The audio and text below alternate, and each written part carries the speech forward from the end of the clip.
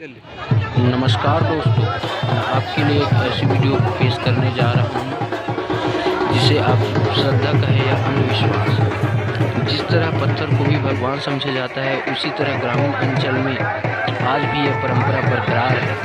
इस video को देखने के बाद लाइक एवं सब्सक्राइब जरूर कीजिए। धन्यवाद।